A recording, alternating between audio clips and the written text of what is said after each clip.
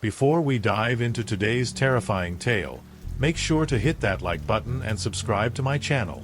Don't forget to click the bell icon so you never miss a spine-chilling story. Let's get into it. The Substitute Teacher. I'll never forget the day Mr. Alastair walked into our classroom. It was a Monday morning, and our regular English teacher, Mrs. Foster, had been unexpectedly called away for a family emergency. No one knew when she'd be back. The principal introduced the substitute, a tall, thin man dressed in a perfectly pressed black suit. His name was Mr. Alastair, and from the moment he stepped through the door, something felt off. He didn't smile. Not once.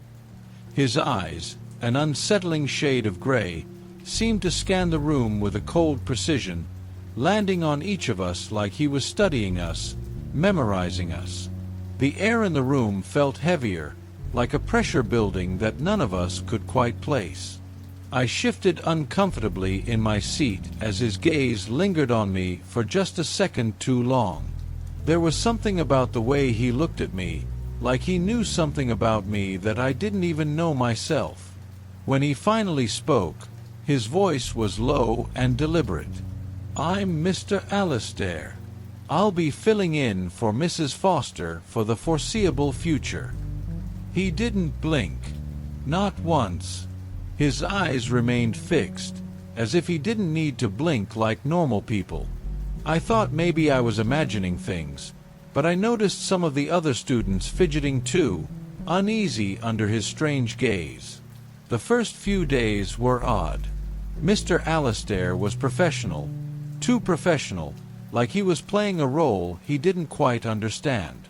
He spoke in a monotone, never getting too excited or too upset. The lessons were straightforward, but there was something robotic about the way he moved through them, like he didn't really care if we understood or not. He never got frustrated, never raised his voice. In fact, I never saw him express any emotion at all. The strangest part, though, was the way he seemed to know things. Personal things. In one of our first classes, he called on Sarah, a quiet girl who sat near the back. She hadn't raised her hand, but he called on her anyway. "Sarah," he said, his voice like a soft hum in the still room. "I assume you haven't completed the homework because you spent last night at your grandmother's house?" Sarah froze, her face going pale. How did you know that?" she stammered. He didn't answer. He just stared at her, his unblinking eyes making everyone in the room shift in their seats. She looked around, but none of us had any answers. How had he known that? Sarah hadn't told anyone, as far as I knew.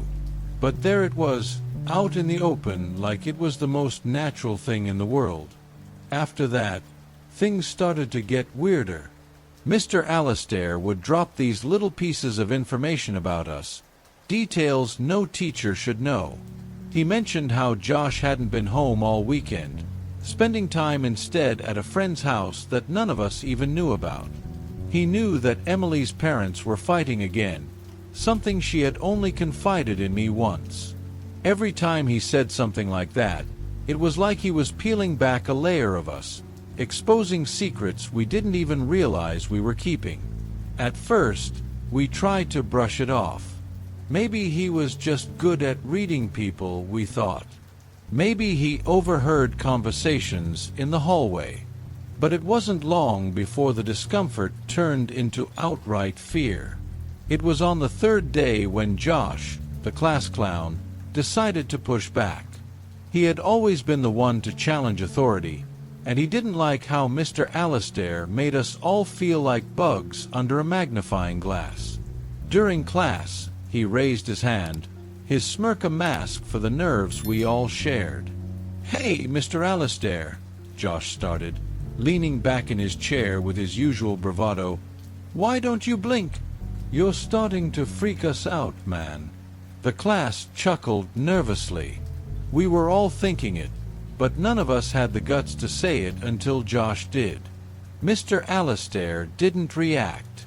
He just stood there, still as ever, his eyes fixed on Josh like he was waiting for something. The laughter died down almost immediately, the silence in the room thick with tension. Josh shifted in his seat, his confidence wavering. Mr. Alastair took a step toward him, his gaze never leaving Josh's face. "I don't blink," he said softly, "because I don't need to." And then he smiled. Or at least, I think it was supposed to be a smile. But it wasn't the kind of smile you'd want to see. It was cold, mechanical, like he was mimicking what he thought a human smile should look like. It made my skin crawl. Josh laughed it off, but I could see in his eyes that it had shaken him. That night, he disappeared. Josh didn't show up for school the next day. At first, no one thought much of it. Josh was the type to skip class, especially after making a fool of himself the way he did with Mr. Alastair. But as the hours passed, I started to feel a creeping unease. No one had heard from him.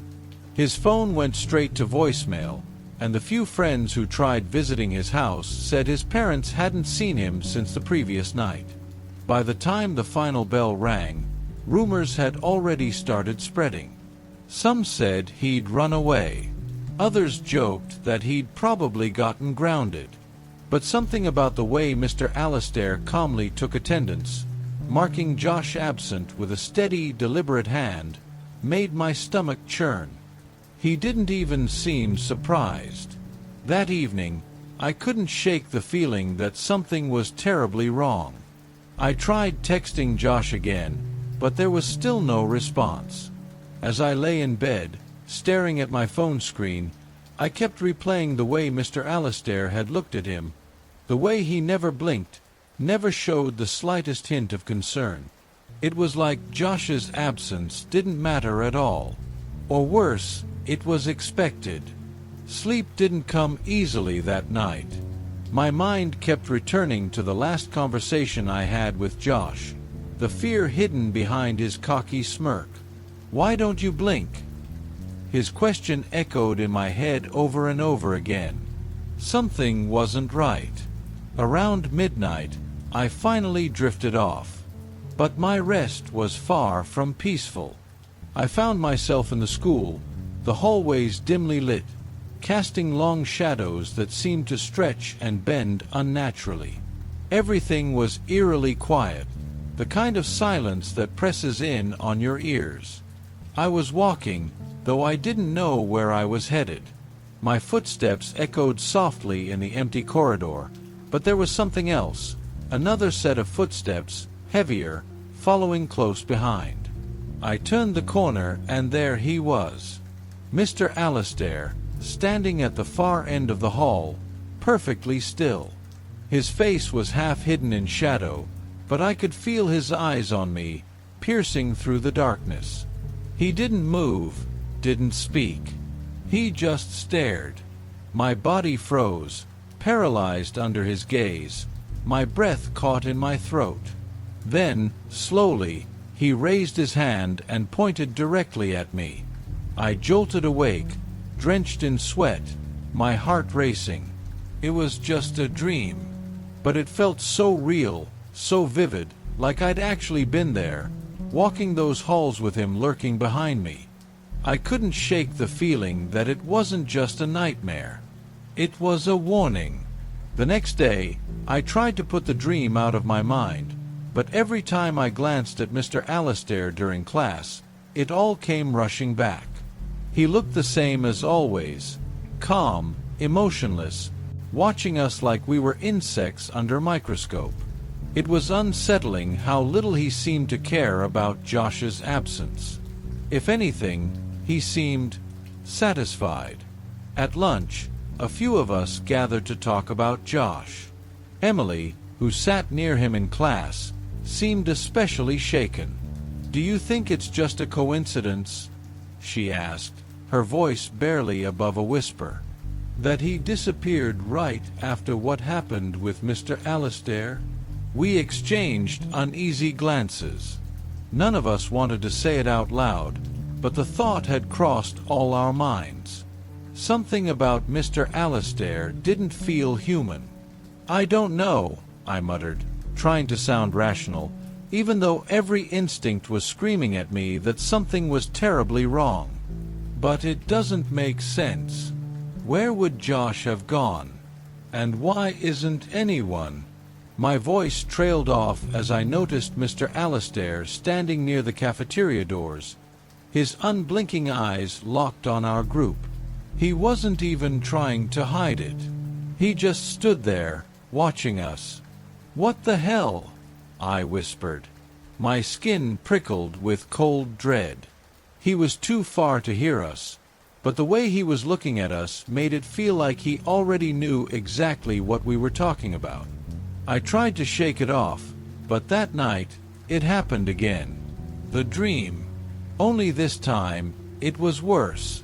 I was back in the same dimly lit hallway, but now I wasn't alone. I could hear soft whispers, voices calling my name. As I walked, the walls seemed to close in around me, the air thick and heavy. Then I saw him, Mr. Alastair, standing in front of an open door at the end of the hall. Behind him, I could see shadows moving. Shapes I couldn't quite make out, but they were familiar. As I got closer, the whispering grew louder, more desperate. The shadows reached out toward me, and then I realized what they were. Students. They were all the ones who had disappeared. Josh was among them, his face pale, eyes wide with terror, but he couldn't speak. His mouth moved as if trying to scream, but no sound came out. He just stared at me with pleading eyes, trapped in the darkness behind Mr. Alastair. I tried to run, but my legs wouldn't move. Mr. Alastair stepped toward me, his face eerily calm. "You can't escape," he said, his voice low and cold. "Not now. Not ever." I woke up gasping for air. The image of Josh's terrified face burned into my mind. I knew then that this wasn't just my imagination. There was something horribly wrong with Mr. Alastair, and if I didn't do something soon, I might be the next one to disappear. I didn't tell anyone about the dreams. Not yet, anyway. Part of me wondered if I was overreacting, letting my paranoia run wild. But deep down, I knew something was wrong, and it was only getting worse. More students started to disappear. First it was Sarah, a quiet girl who always sat at the back of the class, barely noticeable. Then it was Nick, one of Josh's closest friends. One by one, they vanished without a trace, leaving no explanation, no clues. And every time someone disappeared, Mr. Alastair seemed content. It was subtle, but I noticed it. The way his mouth curled slightly at the edges, like he was holding back a smile. The way he moved through the classroom, calm, collected, as if everything was going according to plan. The absences didn't faze him. In fact, it almost seemed like he expected them. I couldn't take it anymore. After school, I decided to follow him. I had no idea what I was looking for, but I needed to know where he went after class, what he did when no one was watching. Maybe, just maybe, I could figure out what was happening to my friends. I kept my distance, blending in with the crowd of students as they shuffled out of the building. Mr. Alastair, as usual, was the last to leave. He walked with that same eerie stillness, his body moving without any wasted motion, like a machine programmed for one specific purpose. He didn't take the bus, didn't get into a car. He just walked, past the parking lot, past the main road, straight into the woods behind the school. I hesitated. The woods were thick and dark, especially as the sun began to set. No one ever went back there. It was mostly forgotten, overgrown with vines and tangled trees. But Mr. Alastair didn't hesitate. He stepped into the shadows, disappearing into the forest as if it was the most natural thing in the world. My heart pounded in my chest, but I couldn't stop now. I followed him, staying far enough behind so he wouldn't notice me, but close enough to keep him in sight. The deeper I went, the colder the air became, the trees looming overhead like silent sentinels. I could hear my own footsteps crunching on the fallen leaves, the sound too loud in the eerie silence.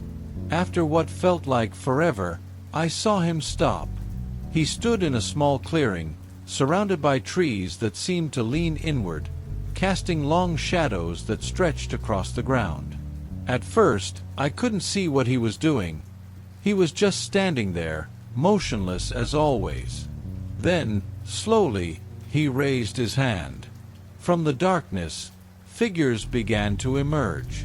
At first, I thought they were other people, maybe students who had also followed him. But as they stepped into the clearing, I realized with a cold shock who they were. Josh, Sarah, Nick, and the others who had disappeared. They stood there, their faces blank, eyes hollow. Their skin was pale, almost translucent, like they'd been drained of all life. They didn't move, didn't speak. They just stood there, staring at Mr. Alastair with empty, vacant eyes. My breath caught in my throat. This wasn't possible. They were supposed to be gone, missing. But here they were, right in front of me, like puppets waiting for their strings to be pulled. Mr. Alastair turned to face them, his face as cold and expressionless as ever. "You belong to me now," he said, his voice low and commanding. "You are mine." My blood turned to ice. I wanted to run, to scream, but my legs wouldn't move. I was frozen in place, watching in horror as Mr. Alastair lifted his hand, and the students, my friends, began to move toward him like they were under some kind of spell. I stumbled backward, my foot catching on a root, and I fell hard to the ground. The sound must have given me away, because Mr. Alastair's head snapped in my direction, his unblinking eyes locking onto mine. For a split second, our gazes met, and I felt a cold, suffocating dread wash over me. It was like he could see straight into my soul, like he knew everything about me, every fear, every secret. "You shouldn't be here," he said softly, his voice carrying through the clearing like a whisper on the wind. I scrambled to my feet, my heart racing.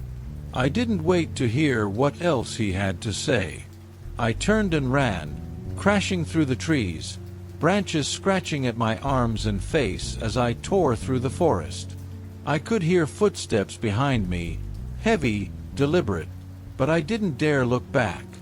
Somehow, I made it out of the woods and back to the school parking lot. My lungs burned, my legs felt like jelly, but I didn't stop running until I was home, slamming the door behind me and locking it tight. My mind was racing, trying to make sense of what I'd just seen. My friends, they were alive, but they weren't themselves anymore.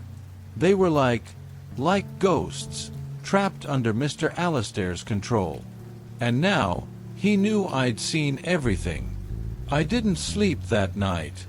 Every noise, every shadow sent a jolt of fear through me. I kept waiting for Mr. Alastair to show up at my door, his cold, unblinking eyes staring through the windows. But the night passed in silence. The next day, I didn't go to school. I couldn't.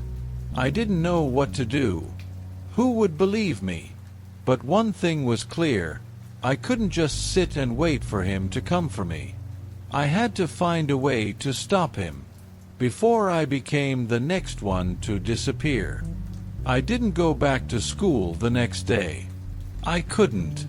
Every time I thought about it, all I could see were Josh, Sarah, Nick, and the others, standing in that clearing, their lifeless eyes staring into nothing. Controlled. Owned by Mr. Alastair. My stomach churned at the memory, the panic rising every time I closed my eyes. I spent the day holed up in my room, trying to figure out what to do next. Who could I talk to? The police wouldn't believe me. How could they? A creepy substitute teacher is mind-controlling students and making them disappear into the woods. That sounded like the plot of a bad horror movie, not something that would happen in real life. No one would listen, and even if they did, I knew Mr. Alastair would find a way to cover his tracks. He was too smart, too calculated. But I couldn't just sit here and wait for him to come for me. I had to do something. I started by researching online. I looked up missing students in the area, hoping to find some kind of pattern, some clue that might explain what Mr. Alastair really was. It didn't take long before I found a trail, news reports and forums dating back years, even decades, of students who had vanished under mysterious circumstances. Some of the names I recognized from old yearbooks, others were from schools in neighboring towns. But the scariest part, every one of these cases seemed to involve a teacher or staff member who had shown up right before the disappearances began. It couldn't be a coincidence. Mr. Alastair was part of something bigger, something ancient. But what? I needed help. Someone who might actually believe me. That's when I thought of Leah. Leah was one of the few students who hadn't been taken yet, and she was sharp, always asking questions, always suspicious. If anyone would believe me, it was her. I shot her a quick message, asking if we could meet up later that evening. My fingers trembled as I typed, but I hit send before I could second-guess myself. Hours passed before she replied. Meet at the diner on Main St. at 7. We need to talk. I shoved my phone into my pocket and tried to calm the wave of nausea washing over me. I had a few hours to prepare for what I would say, but no matter how much I rehearsed, nothing seemed right. How do you tell someone that your substitute teacher might be an inhuman monster without sounding completely insane? At 7 sharp, I walked into the diner. Leah was already there, sitting in a booth by the window, staring into her cup of coffee like she was waiting for something. Her eyes flicked up to meet mine as I sat down across from her. "You've seen it, haven't you?" she asked, her voice low, cutting through the noisy hum of the diner. I froze. "What do you mean?" "The weird stuff with Mr. Alastair," she said, leaning in. "The way he knows things he shouldn't. The students disappearing. I've seen it too." Relief washed over me, but it was quickly replaced by a deep sense of dread. "So, you believe me?" She nodded. "I've been watching him for weeks. At first, I thought I was imagining it, but then I started noticing things, small things, like how he never seems to blink, how he always seems to be one step ahead of us. And then there's the way the others started disappearing. Josh, Sarah, Nick." I swallowed hard. I followed him into the woods behind the school. Leah's eyes widened. "You what?" "I saw them. The ones who disappeared. They're still there, sort of. But they're not themselves anymore. It's like they're under his control." I told her everything. The clearing in the woods, the way Mr. Alastair had spoken to them like they were his, the way they moved like puppets with no will of their own. Leah listened quietly, her expression grim. When I finished, she leaned back in her seat, staring out the window. "It sounds crazy," she said softly, "but it makes sense. I've been digging around too, and there are rumors, old ones, about something that's been happening for generations. A figure, usually a teacher, who shows up at schools right before students start going missing. No one knows where he comes from or what he really is, but every time, the disappearances are the same. Do you think he's human? I asked, my voice barely above a whisper. Leah shook her head. I don't think so. At least, not anymore. A cold shiver ran down my spine. What do we do? She was silent for a moment, then looked me in the eye. We stop him, before it's too late. The words hung in the air between us, heavy with the weight of what they meant.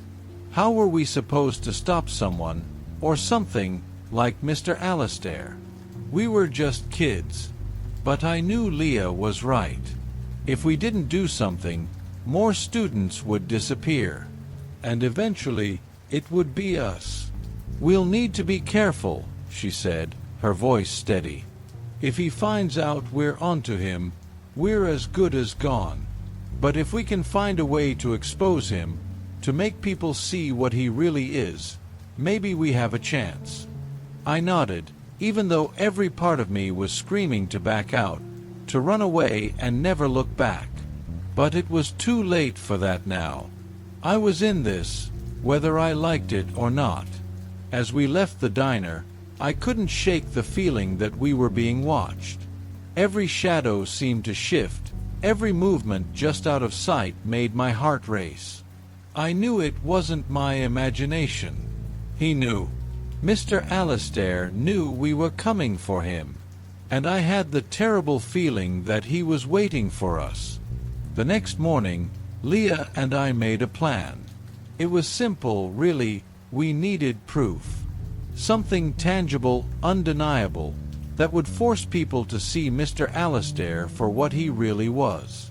Leah suggested we follow him again, maybe even try to record him with our phones. I wasn't sure how we were going to capture something like him on camera, but it was the only idea we had. We couldn't just go back to class and pretend like everything was normal. Not anymore. Not with the missing students.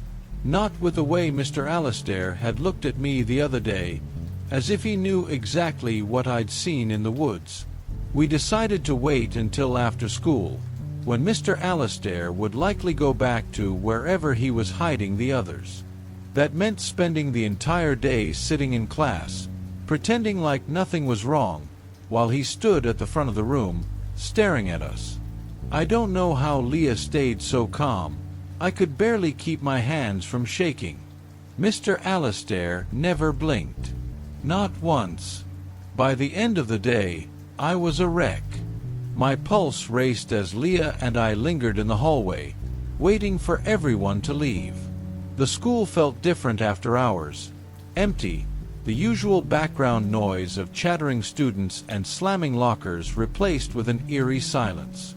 It was as though the building itself sensed what was coming. We watched from a distance as Mr. Alastair left the classroom and walked down the hallway, his slow, deliberate footsteps echoing. He didn't even look around, just headed straight for the back door that led to the woods. We followed, keeping our distance, staying in the shadows. My heart pounded in my chest, every step feeling heavier than the last.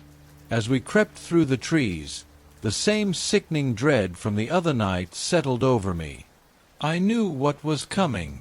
I knew what I was going to see again.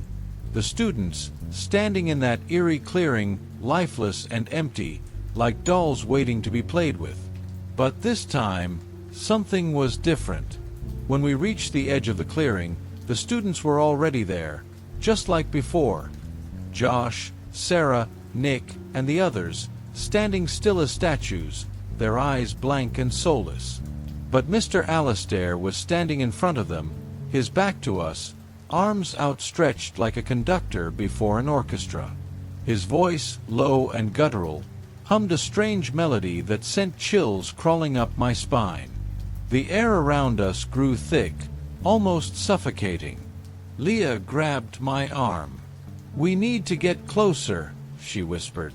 I nodded, and we crept forward, moving as quietly as we could. My hand was shaking so badly I could barely hold my phone steady, but I managed to get it out, recording the scene in front of us. Whatever Mr. Alastair was doing, it felt wrong on a fundamental level, like the very air was warping around him. Suddenly, he stopped. His voice cut off, leaving only a deafening silence. I froze. Then, slowly, deliberately, Mr. Alastair turned his head, his dark eyes locking onto ours. "I've been expecting you," Leah gasped, and I felt my blood run cold. He knew. He had always known we were watching him.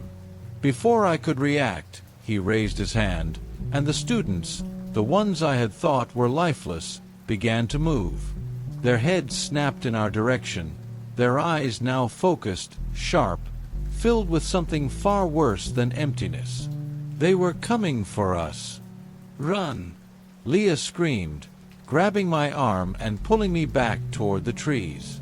We bolted, branches whipping against my face as we ran through the woods. Behind us, I could hear the students, no, the puppets, chasing us, their footsteps unervingly fast, closing the distance with terrifying speed. Leah was faster than me, but I pushed myself to keep up, adrenaline coursing through my veins. We couldn't stop, not even for a second. Mr. Alastair's voice echoed through the trees, taunting us. "You cannot escape. You are already mine."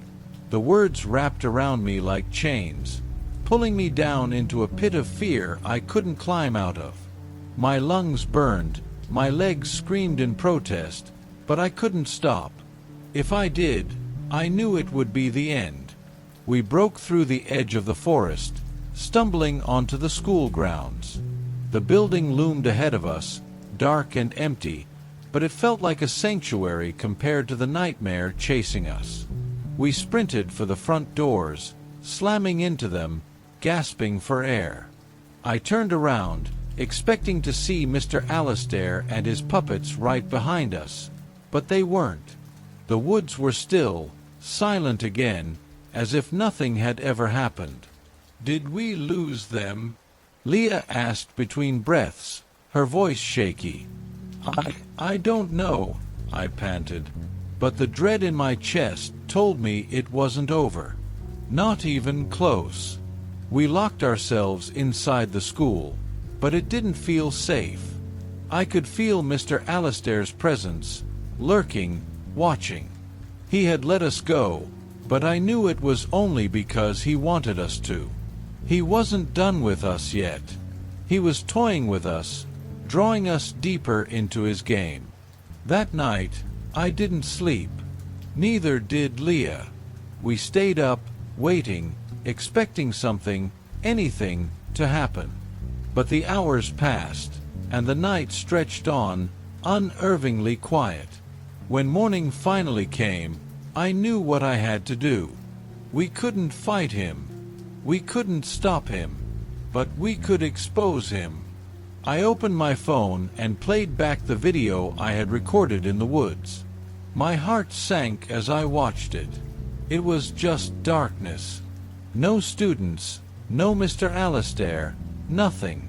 As if none of it had ever happened. I felt sick. Leah stared at the screen in disbelief. "How is that possible?" she whispered. I didn't know, but I knew one thing for sure. Mr. Alastair was still out there, and as long as he was, none of us were safe. The whispers in the hallway. I never liked staying late after school. There's something unsettling about an empty building that's usually filled with the sound of footsteps, chatter, and slamming lockers. But that day, I had no choice. My history project was due, and I'd barely made any progress. So, I sat alone in the library, the dim glow of the overhead lights casting long shadows over the rows of books. The silence was heavy, almost oppressive, like the walls themselves were closing in. By the time I finally packed up, It was well past sunset. The halls were empty.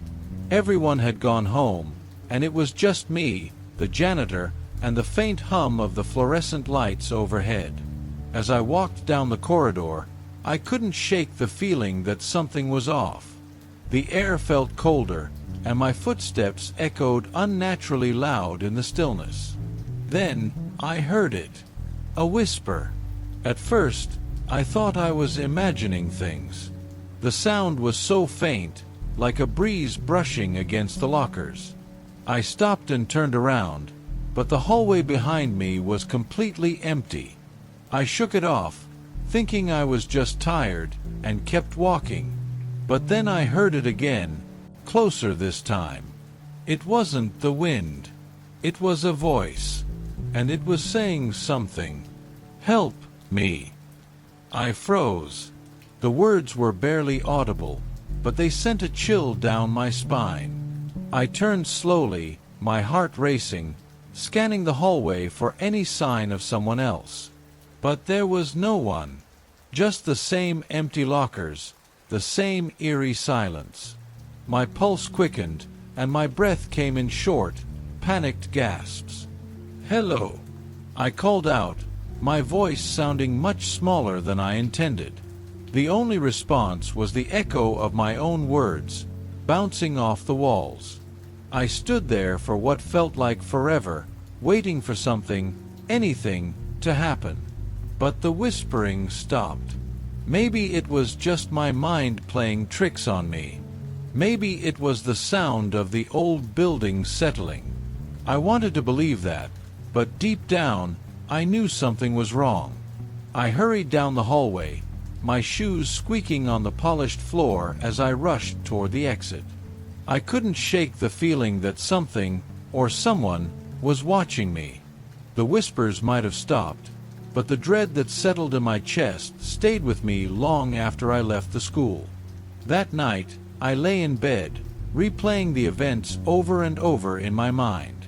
I could still hear the faint whisper, the way it seemed to come from nowhere and everywhere at once. It was probably nothing, I told myself, but a small nagging voice in the back of my head wouldn't let it go. The next day, I told a few friends what had happened. Some of them laughed it off, saying I was just being paranoid. But my best friend, Ryan, wasn't so quick to dismiss it. He looked at me with a serious expression and said, "You should try recording it.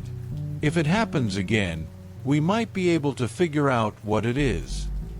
Recording it? The idea sounded ridiculous at first, but as the day went on, I couldn't stop thinking about it. What if I wasn't imagining things? What if there really was something in the school, something hidden in those empty hallways after everyone had left? That night, we decided to stay late again. But this time, we'd be prepared. I couldn't stop thinking about the whispers all day.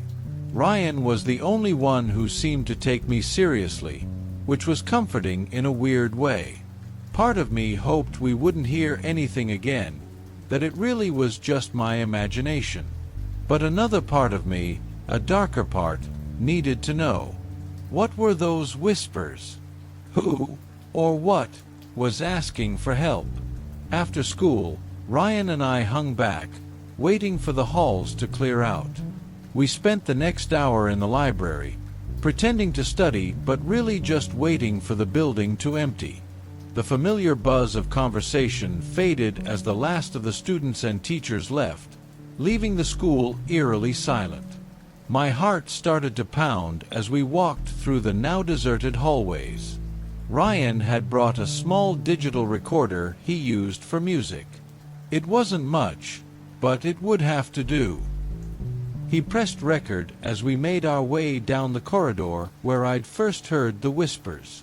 The fluorescent lights flickered overhead, casting a pale glow that made everything seem off. Like the building itself was holding its breath, waiting for something. We stopped in the middle of the hallway, the same spot where I'd heard it the day before. I could feel the tension in the air, like an electric charge building up. Ryan raised an eyebrow at me, silently asking if I was sure. I nodded. We stood there in the cold, empty corridor, listening, waiting. Minutes passed, and nothing happened. The only sound was the low hum of the lights and the faint shuffle of our shoes as we shifted uncomfortably. I started to feel foolish. Maybe I had imagined it. Maybe this was all a waste of time. But then, there it was. A faint whisper, so soft I almost missed it. "Help me." Ryan's eyes widened, and he looked at me in disbelief. He'd heard it too. We stood frozen, barely breathing, as the whispers grew louder. There was no mistaking it this time. The voice was pleading, desperate.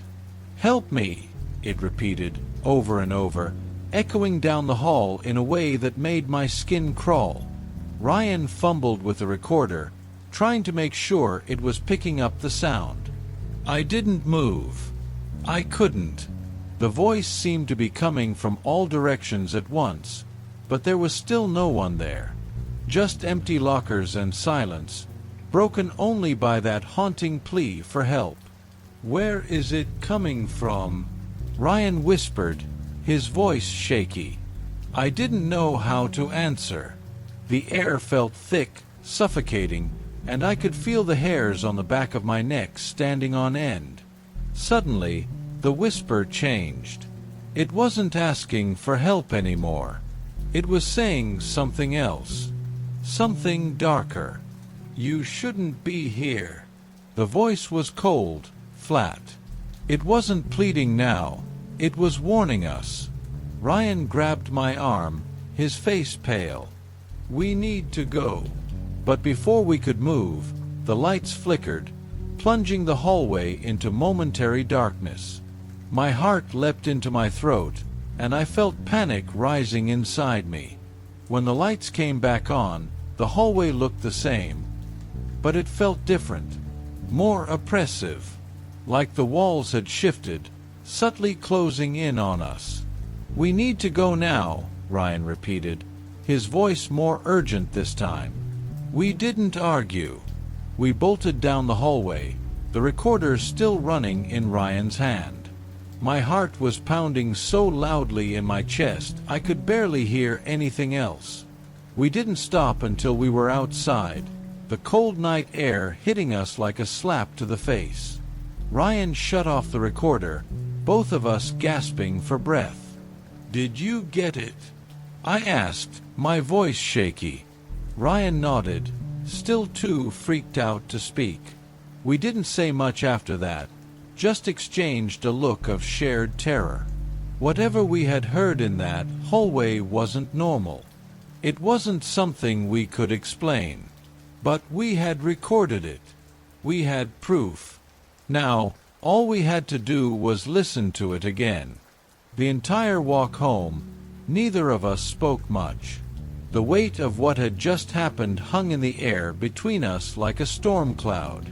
I kept replaying the moment in my head, the voice, the way the lights flickered, how the entire hallway seemed to change. It was as if the school itself was alive, watching us. When we reached Ryan's house, we headed straight to his room. It felt safer there, away from the dark hallways of the school. We shut the door behind us and sat on the edge of his bed, the recorder resting between us like a ticking time bomb. Neither of us wanted to press play, but we both knew we had to. Ryan hesitated for a moment, his finger hovering over the button. He glanced at me, and I nodded, swallowing the fear rising in my throat. Click. The recording started playing. At first, there was nothing but the faint sound of our footsteps echoing through the empty hallway. Then, after a few seconds, we heard it, the soft, chilling whisper, "Help me!" My stomach tightened, hearing it again, this time through the crackle of the recorder. But it wasn't just the voice itself that scared me, it was how clear it was. It sounded like someone was standing right next to the microphone, whispering directly into it. But there had been no one there. No one. The voice repeated over and over, "Help me! Help me!" Ryan's hands were shaking as he held the recorder, his eyes glued to it as if he was afraid something might crawl out of the speaker at any moment. And then the whisper changed. "You shouldn't be here." The flat, cold tone was even more unnerving than I remembered. Hearing it again, without the adrenaline of the moment clouding my mind, made it all the more terrifying. It wasn't just a warning, it was a threat. The hairs on my arms stood up, and I could feel my pulse racing. I glanced at Ryan, and he was pale, his mouth slightly open as he stared at the recorder in disbelief. We both sat there, frozen in place, as the whisper faded into silence. For a moment, I thought it was over. But then, something else came through the speaker. Something we hadn't heard at the time. A faint, rhythmic sound, almost like breathing. Heavy, labored breathing. It was soft at first, barely audible, but it grew louder with each passing second. Ryan's hand flew to the volume knob, turning it up. The breathing continued, slow and menacing. My heart was in my throat, and I felt the overwhelming urge to run, even though I knew I was safe in Ryan's room. The sound was too real, too close. "What the hell is that?" Ryan whispered, his voice shaky. I didn't answer. I couldn't. I was too focused on the sound, trying to make sense of it. It wasn't ours. Neither of us had been breathing like that. This was something else. And then, just as suddenly as it started, the breathing stopped.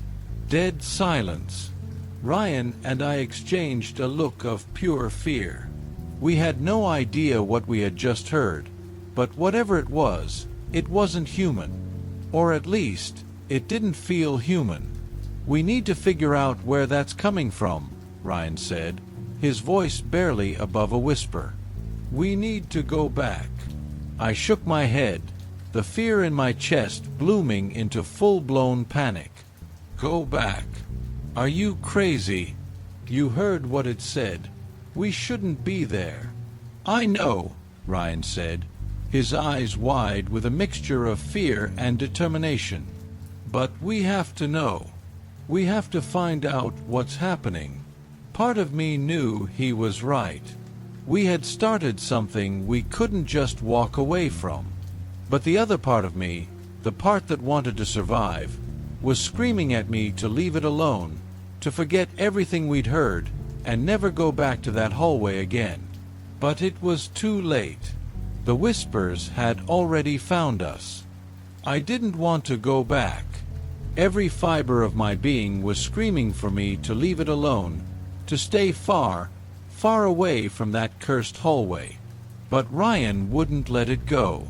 He was relentless, his obsession growing by the hour.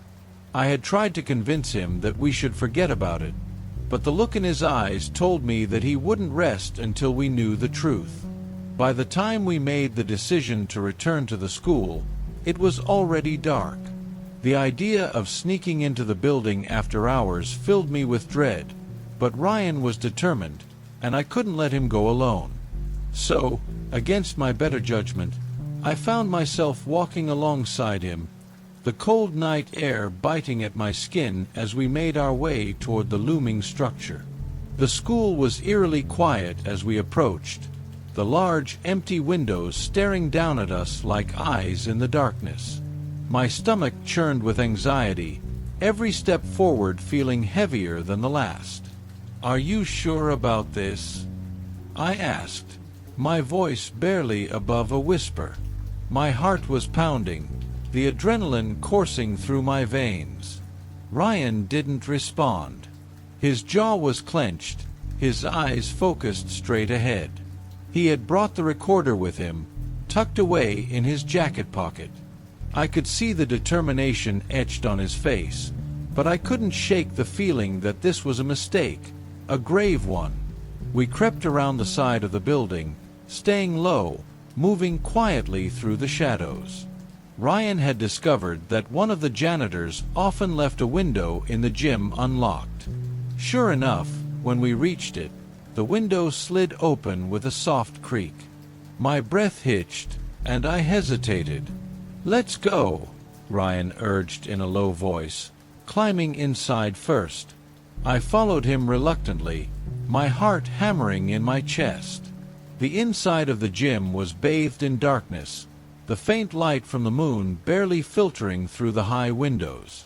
The silence was suffocating, broken only by the sound of our footsteps on the polished floor. We made our way through the empty halls, the dim glow from Ryan's phone lighting our path. Each step felt wrong, like we were trespassing on something we shouldn't be. The air was thick, heavy, as if the building itself was holding its breath, waiting for us to make our move. Finally, we reached the hallway, the one where we had first heard the whispers. My pulse quickened as I stared down the dark corridor, the flickering overhead lights casting long, eerie shadows. Ryan pulled out the recorder and clicked it on. For a few moments, there was only the sound of our breathing, the soft static of the recorder filling the silence. Then, just as I was about to ask what we were even doing, we heard it. The whisper. It was faint at first, barely discernible. But then it grew louder, more insistent. "Help me! Help me!" My blood turned to ice. It was the same voice, the same desperate plea. But now, standing here in the dark, it felt different, more personal, more dangerous. Ryan stepped forward, his face pale but determined. "Where are you?" he called softly into the hallway, as if expecting an answer. For a moment, there was only silence. Then, out of nowhere, the lights above us began to flicker violently. I jumped, my pulse racing, and grabbed Ryan's arm. "We need to get out of here," I whispered harshly, my voice trembling with fear. But Ryan wasn't listening. He was staring down the hallway, his eyes wide, fixed on something I couldn't see. "Do you hear that?" he muttered. "Hear what?" I asked, my heart pounding. "Breathing." The word sent a chill down my spine. I strained to listen, and then I heard it too, the same heavy, labored breathing we had recorded. But this time, it wasn't coming from the recorder. It was coming from the hallway, from the darkness ahead of us.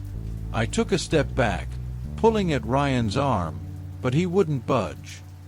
His eyes were locked on the end of the corridor, and I followed his gaze. That's when I saw it. A shadow, tall and unmoving, standing at the far end of the hallway. It was impossible to make out any details, but it was there, watching us. My breath caught in my throat, and a wave of panic washed over me. "We have to go," I urged, my voice trembling with terror. But Ryan was frozen, staring at the shadow as if he were in a trance. "It's asking for help," he whispered, almost to himself. The lights flickered again, and in the split second of darkness, the shadow seemed to shift, moving closer. I felt like I was going to pass out, the air thick with fear. That was it. I couldn't take it anymore. Without thinking, I grabbed Ryan's arm with all the strength I had and yanked him backward, dragging him toward the exit. He stumbled, snapping out of his trance, and we bolted down the hallway. The breathing followed us, growing louder, more frantic. We didn't stop running until we were outside, gasping for breath. I slammed the gym window shut behind us, my hands shaking uncontrollably. Ryan was pale, his eyes wide, his breath ragged. "What the hell was that?" I managed to choke out, my voice shaky. Ryan didn't answer. He just stared back at the school, as if he couldn't tear his eyes away. And that's when I realized this wasn't over. Whatever was in that hallway, whatever we had awakened, it wasn't going to let us go so easily. The walk home that night was a blur. My heart was still pounding in my chest, and every sound, a car passing in the distance, the rustle of leaves, set my nerves on edge. Ryan didn't say a word the entire way back, just kept staring straight ahead, his face pale, his eyes wide with fear. I could tell he was trying to make sense of what we had seen. Hell, I was too. When I got home, I locked every door and window, double-checking them just to feel some semblance of safety. But it didn't help. I felt like something was watching me, following me, even though I was alone. That night, I barely slept. Every time I closed my eyes, I saw the shadow in the hallway, its presence lurking just at the edge of the dark. The next morning, I woke up to a series of frantic texts from Ryan. Asterisk, I'm going back. Asterisk, asterisk, I have to know what it wants. Asterisk. I stared at the screen, my stomach sinking. Was he serious? After everything we'd seen, after how close we came to something, he wanted to go back? I tried calling him, but he didn't pick up. Panic started to rise in my chest. I rushed over to his house, but by the time I got there, his car was gone. No one was home. I stood on the front porch, my heart racing, thinking about what I should do. My instincts told me to forget about it, to leave it alone. But the guilt gnawed at me. I couldn't let Ryan face whatever that thing was alone.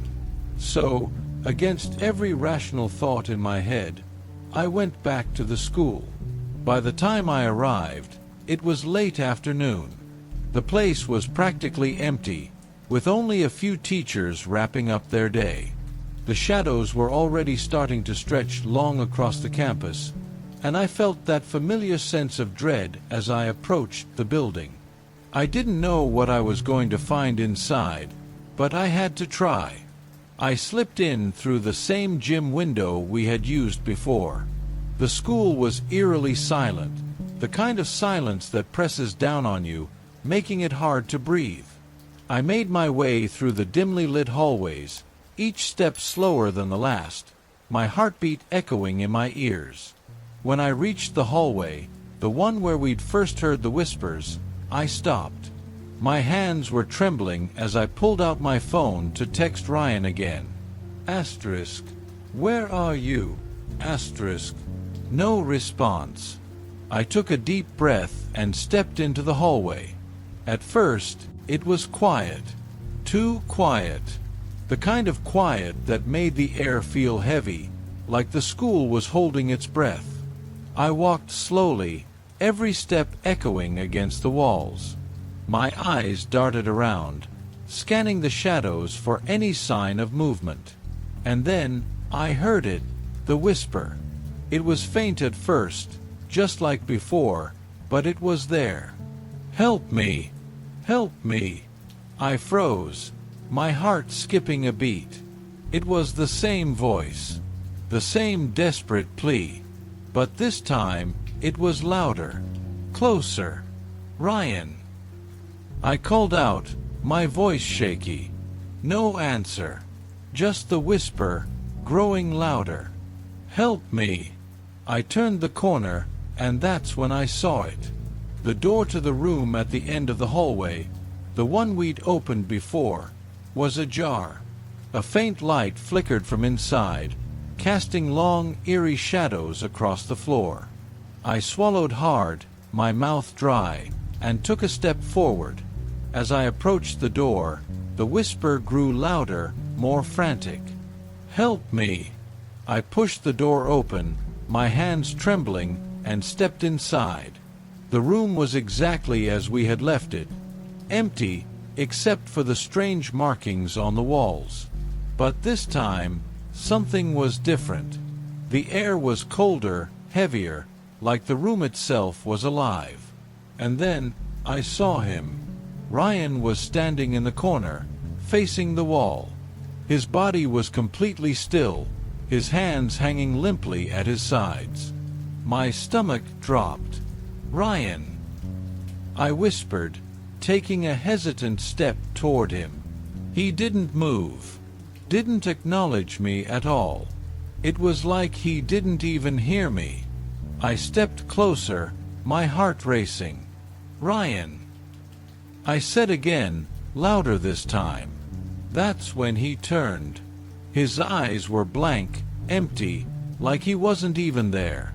His face was pale, his lips slightly parted, and when he spoke, his voice was low, mechanical. "It wants you." Before I could react, the lights above us flickered violently, plunging the room into darkness. I felt a cold hand brush against my arm, and I jerked away, my pulse skyrocketing. The whispers filled the room, deafening now, overlapping, as if 100 voices were all speaking at once. "Help me! Help me! Help me!" I stumbled backward, my hands fumbling for the door. The whispers grew louder, more frantic, until they were all I could hear. I felt the cold hand again, this time grabbing my wrist, pulling me back toward the center of the room. I screamed, yanking my arm free, and bolted for the door. I didn't stop running until I was out of the school, gasping for breath, my heart pounding in my chest. I didn't look back. I didn't want to. I never saw Ryan again after that day. His parents reported him missing a few days later, but they never found him. The school closed down shortly after, rumors spreading about strange occurrences and disappearances. As for me, I never went back. But sometimes, late at night, when everything is quiet and the world is still, I swear I can still hear it, the whisper. "Help me!" The locked room. I don't know what made us go down there in the first place. Maybe it was boredom, maybe it was curiosity, but for some reason, that day, we decided to explore the basement of our old school. Westfield High wasn't a place known for excitement, just the usual classes, boring teachers, and the same old routines. But there was always something about the basement that intrigued us. Maybe it was the fact that no one really talked about it, or maybe it was because we weren't supposed to go down there at all. It was me, Tommy, Sarah, and Emily. We were close friends, the kind of group that always stuck together, whether it was getting through a tough math class or sneaking off campus for lunch. That day, we decided to explore. It seemed harmless at the time. The basement was dark, dusty, and smelled like mildew. Old lockers lined the walls, some rusted shut, others hanging open, filled with forgotten textbooks and broken equipment. As we made our way through the maze of pipes and flickering lights, we joked about how creepy it was. But deep down, we were all a little uneasy. Then, we found the door. It was tucked away in a corner, almost like it didn't want to be found. A heavy, metal door with a thick chain and a rusted padlock. The weird thing was, none of us had ever heard of it. It wasn't on any of the school's maps, and no teacher had ever mentioned it. "Do you think anyone's been in there?" Tommy asked, his voice echoing in the dark. He was always the bravest, or maybe the most reckless. "I don't know," I said, staring at the door. There was something about it that didn't feel right. It looked old, really old, like it hadn't been opened in years. And yet, it seemed waiting. Emily stepped forward, trying to look through the crack where the door met the frame, but it was too dark to see anything. "I bet it's just storage," she said, but I could tell she didn't really believe it. "What if it's something else?" Sarah's voice was quiet, almost a whisper, like she didn't want the door to hear her. We stood there for a while, just staring at the door, no one really knowing what to do next. But as much as I wanted to walk away, I couldn't shake the feeling that there was something behind that door. Something we weren't supposed to find. Tommy, of course, was the first to suggest breaking the lock. "I can bring a bolt cutter tomorrow," he said, eyes gleaming with excitement. "We'll find out what's in there." I wasn't sure it was a good idea, but curiosity got the better of all of us. We agreed to meet the next day after school and open the door. Part of me wanted to back out, to just leave it alone, but there was something about that locked room, something I couldn't explain. It was like it was calling us. That night, I couldn't stop thinking about it. The way the door had seemed so out of place, like it didn't belong in our school, or even in our world. And then, there was the strange feeling I got when I stood near it, like someone was watching us. The next day, when we met after school, none of us said it out loud, but we were all nervous. Tommy brought the bolt cutter, just like he said he would, and we made our way back down into the basement. This time, the silence was heavy, almost suffocating. The flickering lights above us seemed dimmer, the shadows darker. When we reached the door, Tommy wasted no time. With a loud snap, the rusted lock fell to the floor, and suddenly, we were standing in front of the now unlocked door, staring into the darkness beyond. For a moment, none of us moved. The air around us seemed thicker, colder, like the basement had its own heartbeat. I wish we had turned back right then. As the heavy door creaked open, a wave of stale air hit us, like the room had been holding its breath for years. I hesitated, glancing at Tommy, who was grinning like a kid who had just unwrapped a birthday present. Emily and Sarah stood a little behind him, their faces a mix of excitement and fear. I could feel my heart pounding in my chest, the sound echoing in the empty basement. "Are we really doing this?" I asked, my voice barely above a whisper. "Of course," Tommy replied, stepping inside without waiting for a response. "What's the worst that could happen?" That's when I should have turned back. With a deep breath, I followed him into the darkness, the others close behind. As soon as we crossed the threshold, the door swung shut with a loud thud, sending a shiver down my spine. The sound echoed in the small space, as if warning us that we had crossed a line. Inside, the room was dimly lit, even with our flashlights. Dust hung in the air, illuminated by the beams of light. Old furniture lay scattered around, broken chairs, a table covered in a white sheet, and a large mirror leaning against the far wall, its surface clouded and cracked. "What is this place?" Sarah whispered, her eyes wide as she took in the scene. "Looks like it's just an old storage room," Emily said, trying to sound brave, but I could see the unease in her eyes. We moved further in, the floor creaking beneath our feet. I felt an unsettling chill as I glanced at the mirror. For a moment, I thought I saw something moving in the reflection, something dark, lurking just outside the beam of my flashlight. But when I looked closer, nothing was there.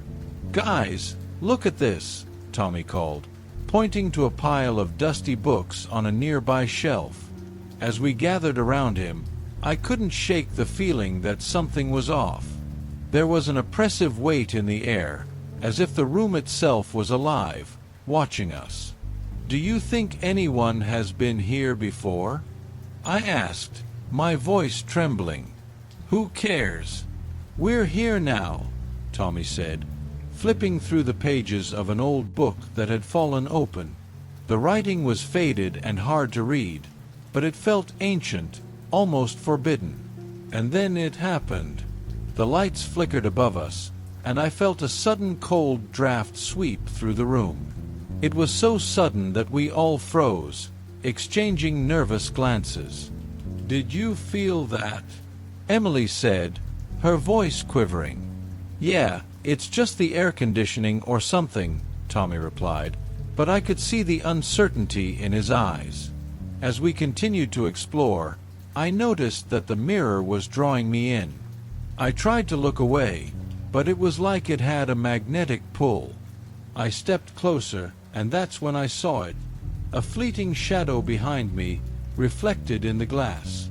I whipped around, but no one was there. "Guys," I called, my heart racing. "I think there's something." But before I could finish, I heard a soft whisper, just behind me, as if someone was right at my ear. I spun around again, my breath hitching in my throat. "What's wrong?" Tommy asked, frowning at my pale face. "Did you hear that?" I gasped, backing away from the mirror. "Heard what?" Sarah chimed in, and I could tell she was trying to keep her composure. But I didn't answer. I was too busy staring at the mirror, now convinced that it was hiding something, that whatever it was had been released when we opened the door. I felt a growing sense of dread settle in my stomach, gnawing at me like a hungry animal. "I think we should leave," I said, my voice firm now. "This place feels wrong." Tommy rolled his eyes. "Come on, we just got here. We can't leave yet." "Seriously, Tommy, I'm not joking. Let's go." I could feel panic creeping in, clawing at my insides. Before he could argue, a loud crash echoed from behind us, rattling the old walls. We all jumped, fear coursing through us like ice water. The sound seemed to come from the far corner of the room, where the shadows gathered like a thick fog. "What was that?" Emily squeaked, her face pale as she grabbed my arm. I didn't answer. I was already moving toward the door, heart racing, urging everyone to follow me. The room felt alive now, as if it was closing in on us, desperate to keep us trapped within its dark embrace. But as I reached for the door handle, it wouldn't budge. Panic flooded my veins. "It's locked," I shouted, tugging at it with all my strength. "Tommy!" Sarah cried. "Do something." But Tommy was frozen, staring at the mirror, eyes wide with terror. No. "It can't be," he muttered, his voice trailing off. I turned to see what he was looking at, and my blood ran cold. In the reflection of the mirror, we were no longer alone. I stood there, frozen, staring at the mirror. My breath hitched in my throat as I realized what Tommy was seeing. In the reflection, behind us, stood a figure, a dark silhouette, barely visible through the grime and cracks on the mirror's surface. It wasn't one of us. I felt my skin crawl, every hair on the back of my neck standing on end. The figure didn't move, just stood there, watching us. My heart was pounding so hard I thought it might burst out of my chest. "Do you see it?" Tommy whispered, his voice barely audible. His face was pale, eyes wide with fear. I couldn't speak. All I could do was nod, my hand still gripping the door handle. It was cold, like the air around us had dropped several degrees. Emily let out a shaky breath, her grip on my arm tightening. What is that?" she asked, her voice trembling. Sarah took a step back, her eyes darting between us and the mirror. "We have to get out of here," she said, her voice cracking with panic. "I'm trying," I muttered, tugging at the door again. But it still wouldn't budge. It was as if the room itself was holding us captive. Behind us, the figure shifted. My heart stopped. It moved closer, almost imperceptibly, but enough for me to feel the oppressive weight of its presence bearing down on us. I could barely breathe. the air in the room thick with an unnatural coldness. "What does it want?" Emily whispered, her voice barely above a whimper. "I don't know," I replied, my throat dry. "But we need to leave now." Tommy, still fixated on the mirror, slowly shook his head. "It's been watching us the whole time," he muttered, almost to himself. "It was waiting." "Waiting for what?" Sarah snapped, her voice rising with panic. "Tommy, stop talking like that." But Tommy wasn't listening anymore. His eyes were locked on the reflection, his body rigid. "I saw it before. When we first came in, it was in the corner. I thought it was just a shadow. I felt a chill run down my spine. We need to go," I shouted, pulling at the door with everything I had. But no matter how hard I tried, it wouldn't open. It was like the room wanted us to stay. And then, without warning, the lights flickered again, this time more violently. The overhead bulbs buzzed, and for a moment, everything went pitch black. In the brief instant of darkness, I heard something, a whisper, low and menacing, as if it was right in my ear. The lights flickered back on, and I immediately turned toward the mirror. My stomach dropped. The figure was no longer just in the reflection. It was standing in the room with us. "Run!" I screamed, shoving past Tommy, who was still frozen in place. Emily and Sarah were already scrambling toward the door, their faces white with terror. We slammed against the door, banging on it, shouting for someone, anyone, to hear us. But our voices were swallowed by the heavy silence of the room. The figure was moving closer now, slow and deliberate. Its shape was vague, almost like it was shifting in and out of reality, but its presence was undeniable. The room seemed to darken around it, the shadows growing deeper as it approached. "Please," Sarah sobbed, pounding her fists against the door. "Let us out." I turned back toward the mirror, my breath coming in ragged gasps. The figure was so close now I could almost feel it. And then I saw something that made my blood run cold. The reflection wasn't just showing us. It was showing something else, something I hadn't noticed before. The mirror. It wasn't reflecting the room as it was. It was showing something deeper, a different version of the room, twisted and wrong. There were more figures, more shadows, all watching us. And then I realized they weren't just in the mirror. They were in the room. I stumbled back, my mind racing. "We need to cover the mirror," I shouted, my voice cracking with desperation. Tommy snapped out of his trance and turned to me, his face ashen. "What?" "The mirror. It's them. They're coming through the mirror," I yelled, scrambling to find something, anything to block it. Emily grabbed an old sheet from the table, and together we threw it over the mirror, covering it completely. For a moment, the oppressive presence seemed to lift, and the room fell into an eerie silence. But the relief didn't last long. A loud, splintering crack echoed through the room. We all turned toward the door as it shook violently, like something was trying to break through. The walls seemed to groan under the pressure, the entire room vibrating with an unseen force. "It's not going to hold," Tommy whispered, backing away from the door. I could feel the fear tightening around my throat, my mind racing with panic. What do we do? What the hell do we do? Before anyone could answer, the door burst open with a deafening crash.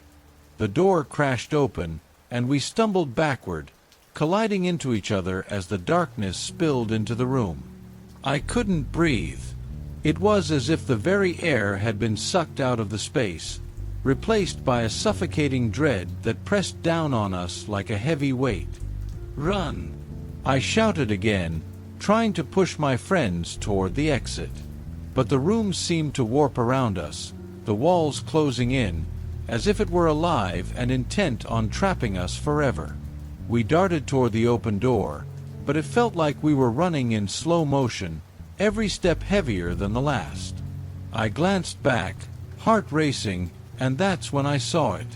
The figure had stepped fully into our world, its form indistinct yet terrifying, a swirling mass of shadows with hollow eyes that seemed to draw in the light around it. Go! Now! I screamed, finally breaking free of the paralysis gripping me. Tommy was the first to leap through the doorway, followed closely by Emily and Sarah. I felt a surge of relief as we all spilled into the dimly lit hallway, but it was short-lived. The moment we turned to run, the heavy thud of footsteps echoed behind us, reverberating in the silence like a death knell. We need to find a way out, Sarah gasped, glancing over her shoulder. It's coming. I led the charge down the hallway, desperate to escape the darkness that seemed to cling to us like a shroud. My mind raced, trying to formulate a plan. We had to warn someone, tell a teacher, get help. But in that moment, the school felt so vast, and we were so small, as if we were lost in an endless maze of terror. We reached a staircase and raced up, the wooden steps creaking ominously under our weight. I could hear the whispers again, echoing in my mind, growing louder, drowning out everything else. They weren't just whispers, they were voices calling to me, taunting me. Just come back, they seemed to say, sinister and sweet. It's safe in the dark. Don't listen. I shouted, trying to drown out the sound, but it clung to my thoughts like a parasite. I could see the fear in my friends' eyes. They were struggling to keep it together. At the top of the stairs, we burst into the empty hallway. The fluorescent lights flickered overhead, casting eerie shadows on the lockers lining the walls. The school felt deserted, like a ghost town. What now? Tommy panted, glancing back down the stairs. Where do we go? Anywhere but here, I replied, my voice shaky. Let's find a classroom or an office. We can lock the door and... Before I could finish, a loud crash echoed from behind us, followed by the unmistakable sound of heavy footsteps thundering up the stairs. The fear that coursed through me was electric, igniting every instinct to flee. We dashed down the hallway, our footsteps echoing off the walls. I turned down another corridor, looking for a door, any door, where we could hide. As we sprinted past windows, I could see the sky darkening outside.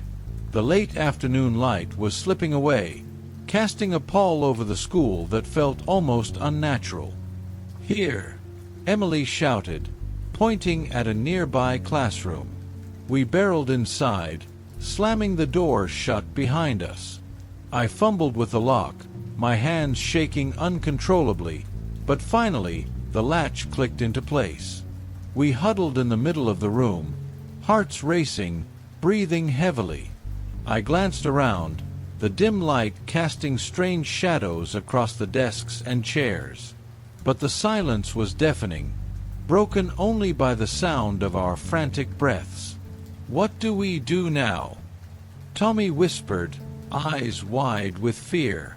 Just wait, I replied, trying to sound more confident than I felt. We'll just wait until we can figure out what to do. But as the moments ticked by, the whispers returned, louder than before, swirling around us. I could feel my sanity slipping, the darkness creeping in. You can't hide, they murmured, seductive and sinister. You belong to us now. Stop, I shouted, clamping my hands over my ears.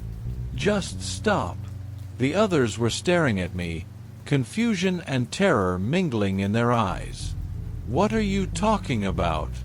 Sarah asked, trembling. I took a deep breath, trying to ground myself.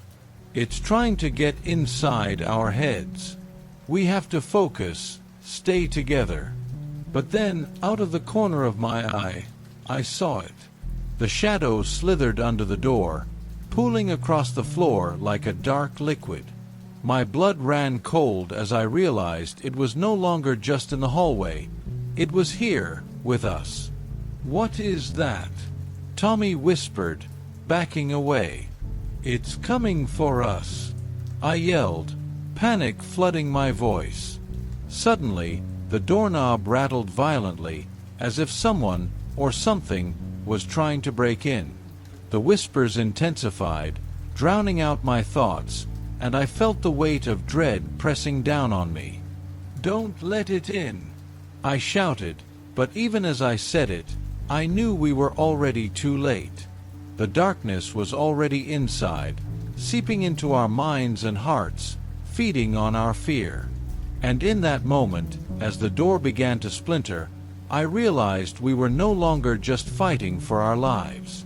We were battling against something far worse, a darkness that had awakened from the depths, hungry for our souls. The door shattered, splinters flying through the air as the darkness surged into the room. It was everywhere, seeping from the walls, swirling around us, choking the air with an unnatural cold. My breath caught in my throat as the shadowy figure emerged from the gloom, its eyes, two hollow voids, fixated on us. We were trapped. Tommy screamed first, backing into a corner as the darkness crawled toward him. "Stay back!" he yelled, but his voice trembled, fear radiating off of him in waves. Emily clutched Sarah, their faces pale, eyes wide with terror. I could barely think. My heart pounded in my chest like a drumbeat of panic. The whispers were louder now, so loud that I couldn't hear my own thoughts. They told me to give in, to stop fighting, that we had opened the door, and now we had to pay the price. "It's over," I whispered to myself, feeling the hopelessness creep in. But I couldn't give up. Not like this. "Get away from us," I shouted, stepping in front of my friends, my body shaking. "You're not taking us." The figure paused, its form shifting in the shadows. It wasn't human, never had been. It was something else, something ancient and malevolent, drawn from the room we should have never entered. And then it spoke. "You are already mine," it hissed, its voice a low, guttural sound that made my skin crawl. "You opened the door. You let me in." I glanced at the others, their faces frozen in fear. Emily was crying silently, Sarah holding her tightly as if that could protect them from what was coming. Tommy had gone silent, his back pressed against the wall, eyes unfocused. But something snapped inside me. I refused to believe it was over. "No," I said, louder this time. "We didn't know. We didn't know what was in that room." The figure moved closer, its dark form almost touching me. I could feel the cold radiating off of it, the oppressive weight of its presence pressing down on my chest. "Ignorance is no defense," it whispered, and I felt my knees buckle under the weight of its words. But as the darkness closed in, something clicked. The door, the whispers, the room. There had to be a way to stop it, to send it back. We had let it out. Maybe we could trap it again. "We have to lock the door," I gasped, turning to the others. "The room. We have to lock it back inside." "But how?" Sarah asked, her voice barely a whisper. "It's here with us now." I looked around, desperate, searching for anything that might help. My eyes landed on the broken doorframe, the hinges barely hanging on. The door was shattered, but the idea of locking it somehow, maybe that was our only chance. "Help me!" I shouted, rushing toward the door. I grabbed one of the pieces and began dragging it back toward the entrance.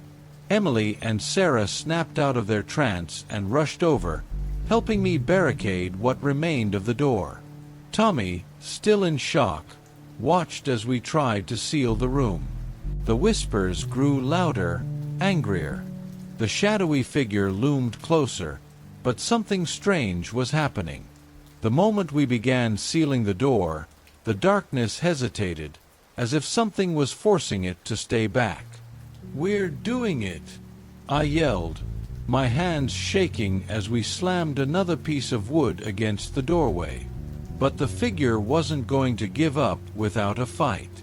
It lunged forward, its form elongating, trying to push past the barrier we were creating.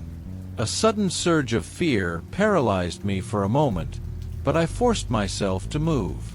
We were almost done. Almost there. "Finish it!" I screamed as the others pushed the last fragment of the door into place. The second we did, the room seemed to shift. The air rippled, and the whispers reached a deafening crescendo before.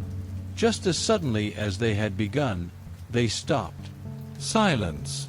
The darkness that had filled the room was gone. The figure had vanished, swallowed back into the depths of the room we had inadvertently freed it from. We stood there, gasping for breath, the cold slowly retreating. For a moment, none of us spoke. None of us moved. The weight of what had just happened settled over us like a thick fog. I collapsed onto the floor, my legs too weak to hold me up any longer.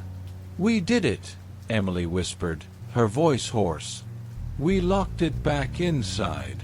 But as I stared at the makeshift barricade, a chill ran down my spine. We had sealed it away, but for how long? What we had unleashed wasn't just gone. It was waiting, lurking behind that broken door. And worse, now that it had tasted freedom, I knew it would try again. I glanced at my friends, their faces pale, their eyes wide with the same realization. We had survived, but we were forever changed. The school would never feel the same. That room, that cursed room would always be there, waiting for the next curious soul to make the same mistake we had. And deep down, I knew, one day, the door would open again.